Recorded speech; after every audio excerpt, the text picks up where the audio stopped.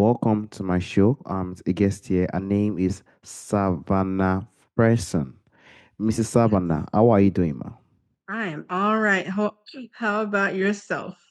I'm fine. Thank you very much. And also, thank you so much for the time and the opportunity, Mrs. Savannah. Firstly, you Thank are an you for author. having me. All right. Firstly, you are an author. You're also a freelance editor and a Gallup certified strength coach. Can you please, Mrs. Savannah, discuss more about yourself and how you are doing currently now, Mrs. Savannah? So I am an author. I write primarily women's fiction and romance, and I am a freelance editor, and I have experience editing through development edits all the way down to proofreads, and I have worked with big name publishers, and I've also worked with independent authors. I've been doing that for about 20 plus years now. And I am a strengths-based coach. So Gallup has a program called CliftonStrengths, which is a personal assessment that shows where people have their strongest talents, natural talents in, and they've identified 34 talents in 4 domains. And what I do is that I help people identify what those talents are and then how to incorporate using those talents with intention instead of either neglecting them. Well, you're not really neglecting them, but not using them with intentionality so that you can maximize and really live in alignment with what you do well. And that is very beautiful because a lot of people are on earth and they do not even know what their talent is. They cannot even access it. They are just living life the way they want to and giving an access to a way whereby they can try their best to say, okay, I think this is my talent and this is what I need to strive for is very, very beautiful. And that's why I also like to drive to your book because you wrote a lot of romance novels. So can you please, Mr. Savannah, discuss more on the books you've written and also the ones you featured? And do you also plan to also write more books in the coming future, Mr. Savannah? Yes, but I do have a question. Is there something specific you want me to answer about my books or just broadly? Broadly. Okay. So I write romance and women's fiction because as much as I like to pretend I'm not, I am a soft-hearted human being and I love love. And I wanted to put my voice out there. More importantly, I wanted to show that Black women, especially Black women of size, are people who deserve to have the love that they would like. Basically, they are worthy of being loved and loving other people. And so I really want to platform that. And as well as that, with women's fiction, just getting into the interiority of women, and particularly Black women, particularly Black women in the South, because I am from the Southern United States. And I am from a family of strong women. And so just learning from them, seeing how they move through life, I also wanted to put my voice into the literary world and show it from my perspective, especially for women my age who are millennials and younger, because I think at least what I try to do is show where we have come from, especially in terms of overcoming a lot of obstacles and challenges, but then moving from that to finding a place of joy and not feeling guilty about it. So I want to just show different dimensions of Black womanhood, and that's what I hope I've been able to do with my books. As far as new works, yes, I do have a new work in the works, a new work in the works, and it is a historical fiction that is set during a period in the United States history called um, Bleeding Kansas, which is a string of battles that were happening in the Kansas territory because the Kansas territory was up for being entered into the United States, but they got to choose if they wanted to be a slave state or a free state. And so you had factions from both sides who came into the territory and wanted to set up as big of a population as possible. So when they voted, they could vote to come in either as a free state or as a slave state. But as with those tensions that have been bubbling under the surface for at this point nearly 100 years, these were the first times that there was actual fighting about that. And then this is not even 10 years later, not even about 5 years later, the official start of the Civil War happens. So my story is about a young Black enslaved woman who is not trying to escape. She's not trying, she's living her life as best as she can, keeps her head down, does what she's told. And then by fate, destiny, what have you, she's forced to go into what do you call it, shelter in place from a major winter storm with one of the people who've come into the territory wanting the state to be a free state, so an abolitionist. And they both have to deal with the fact of, what does freedom actually mean, especially for a country where freedom does not really never included someone who is like my primary character. Her name is Deborah. And, looking at understanding that life is not as black and white as it may seem on the surface, but there are all these different nuances that can lead people into decisions that don't look like it makes sense from the outside. And also this, in a way, this is my homage to the enslaved people in the United States who did not run away, who were not necessarily the obvious revolutionaries, but who did their part to continue to survive, so that the current generation of African Americans can be here today. So yeah. That is the beauty. And that is also the value of community as a whole. As Black Yes. Americans, as you said, showing the sense of community and togetherness is what will make every single one of you become more stronger and conquer a lot of challenges that goes by the way. And I also like the book that you're planning to write. It shows a lot of futures regarding those perspectives to make people also understand better and also to make people also enjoy such that type of novel and also things that will also learn one or two things from. But I also like to Right. drive to the point of strength and weakness. We all Mm-hmm. on earth have our strengths, we do have our weakness. Sometimes we feel strong, sometimes we feel so weak, and we have to know how to manage those two parts in our life. So many listeners could feel the pressure to fix their weakness because weakness can make us do a lot of things. It can lead us to a lot of issues in life. It can lead us to some kind of reaction we have to do in life. So how do you think focusing on their natural strengths creates more growth than trying to part up what they are not good at, Mrs. Savannah? I think focusing on strengths is or focusing more on strengths than what you do not do well is beneficial because one, every strength that people have, those each strength that people have in whatever combination can get you to the same destination as somebody else's way of doing things. And I think one of the biggest reasons why we think we have weaknesses, quote unquote, is because we have been told that this is the way to do it. And if that way does not align with how we naturally, perceive things or do things or resonate with things, then it's actually working against us to accomplish the thing that we're trying to accomplish.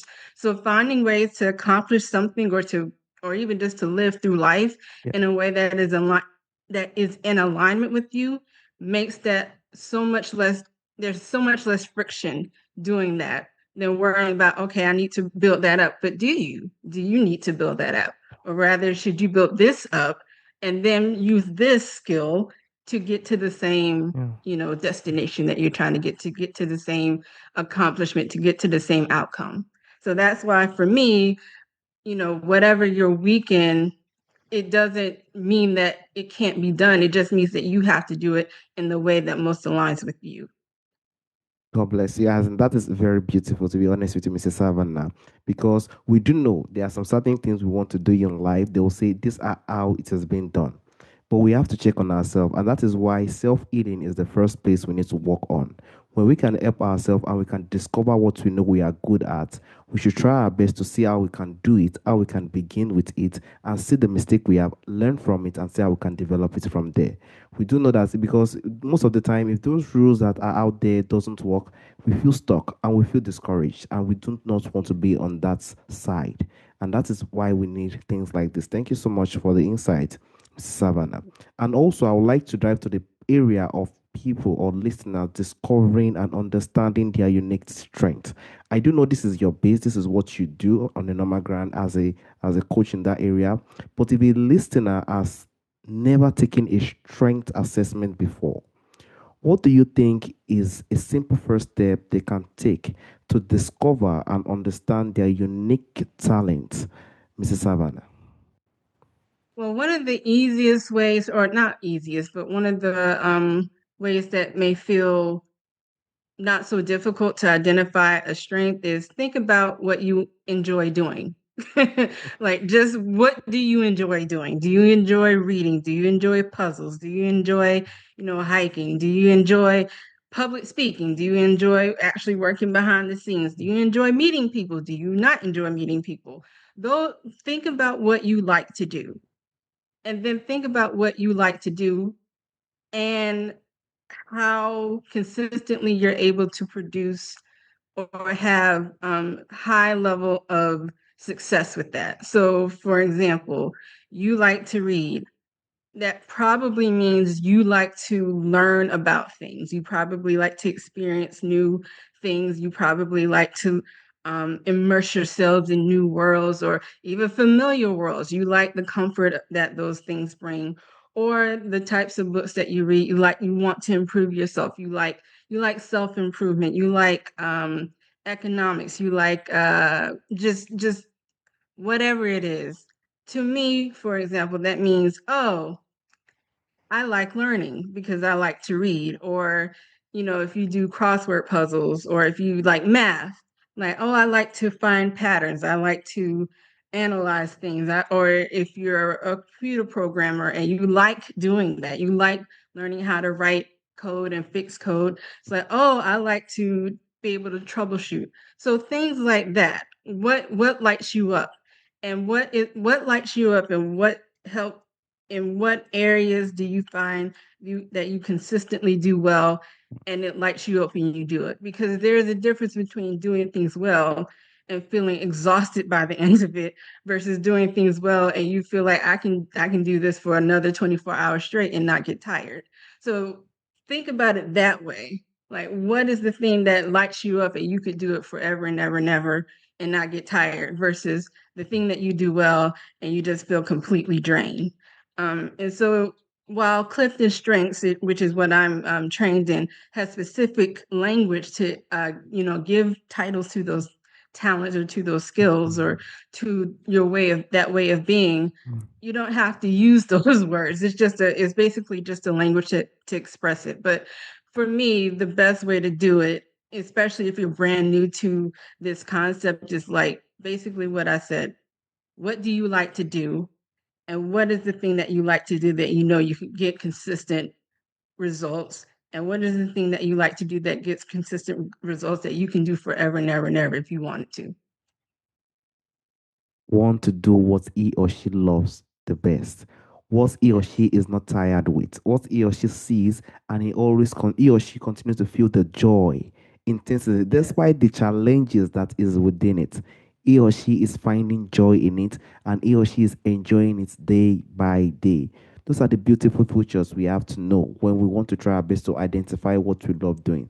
Then we will have those kind of ideas, then we can start to develop it because we do know we love this thing and we can develop it despite the challenges. We will know that we'll get through it because of what we love enjoying doing it. That is the beauty. And also, I also like to dive to the point of people. People might have gotten to a point whereby they are trying their best to develop their talent. They are trying their best to make it more better. They are trying their best to make it one of the best so that they can improve and also grow in their life. But there's something that we call comparison. Even most of the time, parents does it. The parent does it to their children. They compare their children and stuff like that. Comparison is a very big issue, and listeners could often try their best to compare themselves to others. How do you think knowing their strengths also help them embrace individuality instead of competing, Mrs. Savannah? Well, I want to put an asterisk on competing. One, because that is actually a talent that's identified in Clifton Strengths. Is a talent called competition.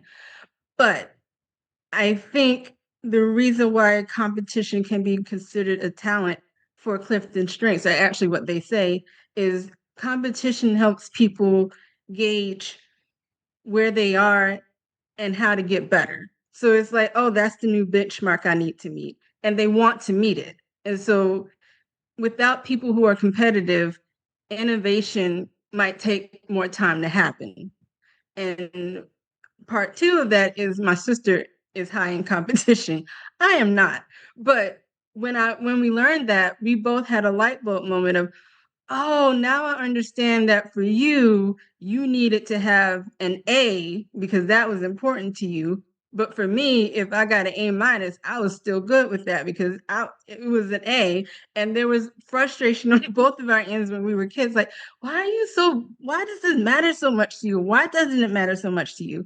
And then we saw that and it's like, oh, okay, I understand that now. And the brilliant thing about being able to see other people and even compare that experience, comparison is not inherently negative, is how you internalize that comparison. So what I would suggest people do is like that helps you understand how that person moves through life. And especially nowadays, and especially in my country, we don't operate from a place of positive intent. We always think that somebody's trying to get out, trying to offend us or trying to put us down or what have you. And thinking about strengths and your strengths and being confident in those strengths and realizing that that person over there, they might have a different set of strengths, but that's how they're able to move into the world. And A and B, think about, are they really trying to be mean to me just for me, or is it like, you also just have a little bit more empathy and awareness that, you know in effect everybody is their own main character in their life. And so it's not really realistic or even fair to expect people to treat you in a certain way without there being that same level of grace extended back to them, I guess is the best way to put it. So, all that to say, being confident and sure and secure in your strengths and in what you do well, A, makes you appreciate what other people can do well, especially if it's something you don't do well. Like, for example, there's a talent in Clifton Strengths called Woo, and people with high Woo are really good at meeting brand new people and like making them feel welcome and connecting people to other people. And I do not have high woo at all. It is at the bottom of my 34 list. It's not the last one, but it's pretty close. And I am just like, that is so amazing. I do not have that talent high. It takes me a lot to do that, but to see the ease with which they do it, it's like, one, you go, and two, I don't have to do it. So I can actually work in the domain that I do well at, which is deepening connections with people. So I can have somebody help me, meet other people and vice versa in a way, because I can say, oh, this person, you might want to talk to this woo person because this woo person can get you to another person that I wouldn't be able to get you to. But and it's just like we can all work together. It's all one big um salad in a way. Like each ingredient that you put in the salad makes the salad that much better, hopefully, generally. So there's no there's competition, but it's not about wanting to be better than someone. It's usually the way that at least I interpret it. You want to be better at something that somebody else is doing, or as good as something that somebody else is doing. But if you are working from a place of, we call it, I can't remember the term, but basically from a place of growth and not from a place of What is the term? I'll just say one of the terms that one of my coaches uses is basements and balconies. So when you're operating from a balcony, you are fully integrated in this talent. You know what it is. It just feels good in you. You know how to use it. In fact, you know how to use it so well you don't even think about it anymore. And then a basement is where that talent is basically running you. You don't know. You're just going with the flow with whatever, and that can sometimes come across as counterproductive to what you want to do. So again, going back to competition, if I'm high in competition and I know what that means and I integrate it, then I can say that person is doing so much better than me at this. I would probably say, hey, show me how you're doing that, or can we work together so I can get as well as that?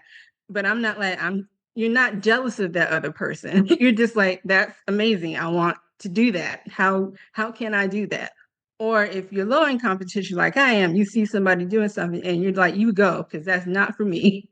And you're good with it. You don't feel like it needs to be for me, like, but it doesn't, because that they're in their there's this term that's frequent that I hear in the coaching world, that's their genius zone. They're working right in the flow state. That's an even better one. They're in their flow state.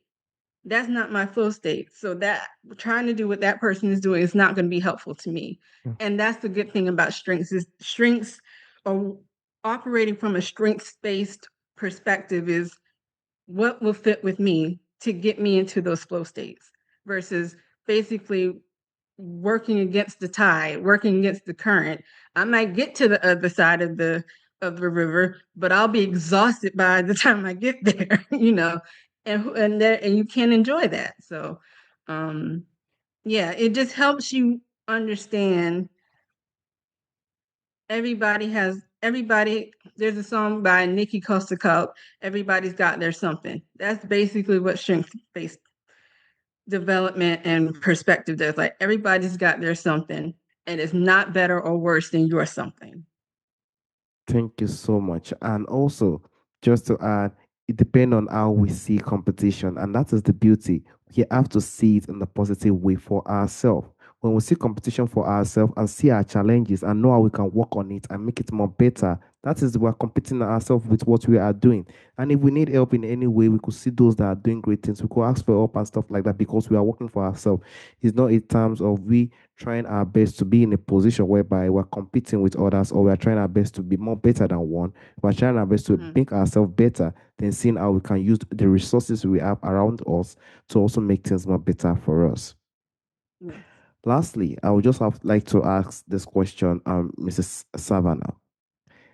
For people's strength is very important, and sometimes strength can be overused and become blind spots.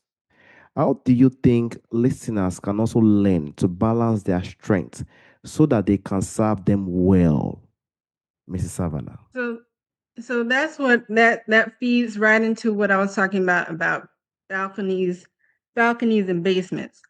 When you are using a strength and Mm, you're not using it with intentionality, it can lead to places and outcomes that you didn't want. So, for example, there's this talent called intellection, and intellection means that you are somebody who requires time to think. You're a deep thinker. You think about things until you get to a solution, et cetera, et cetera. For me, I am high intellection. And when I'm not using that talent with intention, that intellection can turn into spiraling. It can turn into rumination. It can turn into me circling around very dark thoughts and going deeper and deeper and deeper until I am in a place that I did not intend to go, but here we are. And now I have to figure out how I can get myself out. That's an example of a talent running amok.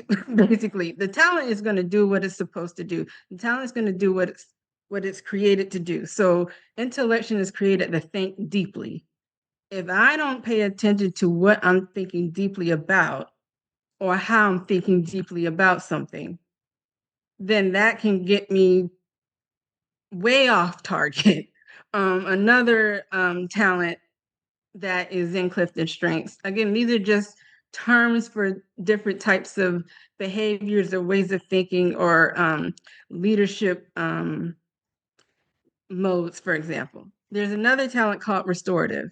And restorative is a talent where you easily identify what's wrong and you come up with the solution to fix it. When restorative is not under control, you start to find problems in everything. Even things that don't actually have a problem, restorative is built to find problems. So if everything is going well and that restorative is not in check, you're going to find problems. You're going to either find them or create them to fix them because the talent wants to do its job, which is why if it's like you said, if it's just doing its job and you're not aware of it and it's not fully integrated, it'll run you instead of the other way around. And so it's really important that folks are cognizant about how that talent is showing up for you. And it's not as what is the word? Intensive as it sounds, especially when you get training on how to recognize it, how to integrate it, all of those things. But yeah, the talent will do the talent. And it's neutral. Yeah. It's whether or not you are using it with intention, with the goal in mind, versus it's just being done and I'm not and you're not being responsible with it effectively. And so that's the good thing about once you understand, like we talked about earlier, what lights you up, like that's good. But if it's how can you replicate that intentionally in every aspect of your life? That's the goal. Because once you do that, you know that you are able to live in alignment with what you need to do, want to do, how you want to do it all the time. And that eliminates so much friction. And also, it gives you that confidence that no matter what other people do, I know that I'm good. I know I can do what I need to do. And if I don't have the particular skill set, I know how to reach out to other people who do and work with them. So it's really, I really can't find a downside to it. And I'll just say that when I was first coached in it, it really just unlocked a lot of things that I had been feeling about. Yeah, I can do this, but I don't like doing it. I feel tired when I do it, but I do well. And but then it's like, this framework said, but you don't have to do it like that.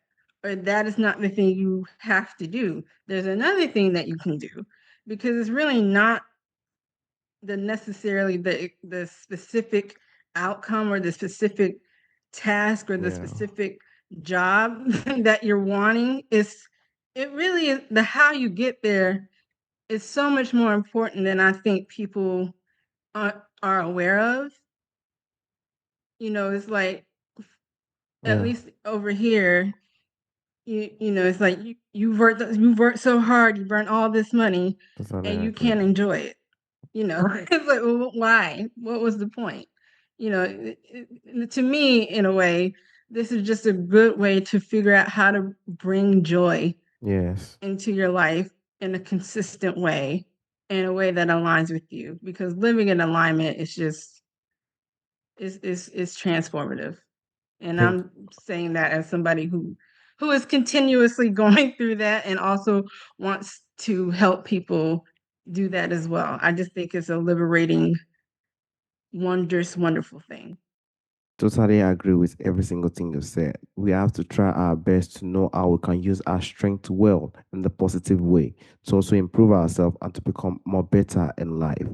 There is also a question I normally ask during the end of the show, Mrs. Savannah.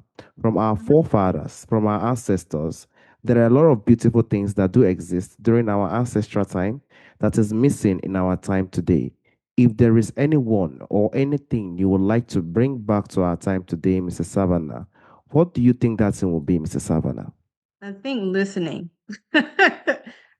listening, and not just to each other, but there's a rhythm to nature. There's and listening is not just in the ears. I think before there was so many distractions, it was easier to Yeah. listen. Yeah. Totally agree. And not only was it easier to listen, it was encouraged to Mm. listen. And a lot of the times the thing that we need to listen to is ourselves and our inner knowing that we can't logically understand why we know it, but we know it. And I think we've gotten away from that. We want to rely on other people's expertise when we have it ourselves. Um, Yeah. Especially in intra community. Like we tend to want to look at other people for for guidance, but we don't listen to ourselves, or we don't listen to each other in a way that I think um, can serve us in the best way. So that would probably be my answer with that limited amount of time to think about Exactly. all the various different things that we could Exactly. do that our ancestors used to do. But I think I'm gonna Exactly. stick with listening, just listening, and that's what I'm working on as well, just listening. Yeah. Listening is powerful. To be honest with you, listening is one of the best skills that we think we can have in our time today, because that is what will help us understand better. It also makes us process our personal self and also the experience we have better. And we definitely need it among many of us today. I also want to use this opportunity to thank you for the time and the opportunity of speaking on this various topic on focusing on our strength. Thank you so much, Mrs. Savannah. Thank you for having me, Timmy. This was a really wonderful conversation. All right. Have a wonderful day, Mrs. Savannah. Bye bye. Bye bye.